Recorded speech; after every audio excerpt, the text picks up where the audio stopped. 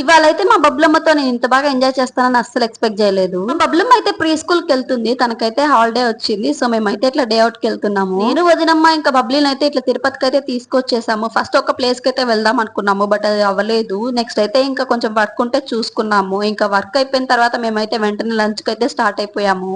మేమైతే ఇక్కడ లంచ్ కోసం అయితే చార్మినార్ రెస్టారెంట్ కి వచ్చేసాము. ఇదైతే మా అన్నయ్య వదిన వాళ్ళ ఫేవరెట్ ప్లేస్. ఇక్కడ బిర్యానీ చాలా బాగుంటుంది. సో వాళ్ళు ఇండియాకి వచ్చిన ప్రతిసారి మిస్ అవ్వకుండా తినేసి వెళ్తారు. బబుల్ గోడు ఫుడ్ తినమంటే మాత్రం తినలేదు, బట్ ఈ సోంపులు మాత్రం లేపేస్తుంది. ఫుడ్ అయితే తినేసాము. ఇంకా ఫన్ కోసం మేమైతే బబ్లీని అయితే శిల్పారామంకి అయితే తీసుకొచ్చేసాము. ఎంట్రీ టికెట్ అయితే పర్ ఈచ్ పర్సన్ 30 రూపీస్ పడింది. ఇంకా నేను మా బబ్లమ్మ కొన్ని రైడ్స్ అయితే ఎక్కేసాము. తనైతే అసలు ఎంత జాయ్ఫుల్ గా ప్రతి రైడ్ ని చాలా బాగా ఎంజాయ్ చేసింది. ఈవిడ ఎంత బాగా ఎంజాయ్ చేశారంటే ప్రతి రైడ్ లో వాళ్ళ అమ్మకైతే హాయ్ బాయ్ చెప్పేస్తుంది, అలాగే అలైకిట్ అమ్మ అని కూడా చెప్తుంది. ఇంకా రైడ్స్ ప్రైస్ విషయానికి వస్తే కొంచెం ఎక్స్పెన్సివ్ అనిపించింది. ప్రతి రైడ్ 100 ఉంది, ఏదో ఒకటో రెండో 50 రూపీస్ ఉంది. బట్ బబ్లీ హ్యాపీనెస్ చూసిన తర్వాత అయితే మాకైతే వర్త్ అనిపించింది. ఇలా ఫన్ అయిపోయిన తర్వాత నెక్స్ట్ అయితే హాట్ స్పాట్ కి అయితే వెళ్ళిపోయాము. మేడం గారు పేస్ట్రీ ఆర్డర్ చేసుకున్నారు. చూడండి అసలు ఎంత క్యూట్ గా తింటున్నారో. మీరు కూడా చూసి నేర్చుకోండి ఎలా తినాలో. ఇలా అయితే మా డే అవుట్ ని ఎంజాయ్ చేసాము. ఇంకా మీ ఇంట్లో కూడా ఎవరైనా కిడ్స్ ఉంటే అప్పుడప్పుడు ఇలా బయటకు తీసుకెళ్ళండి, కన్ఫర్మ్ గా ఎంజాయ్ చేస్తారు. Meet you in the next blog. Thank you for watching.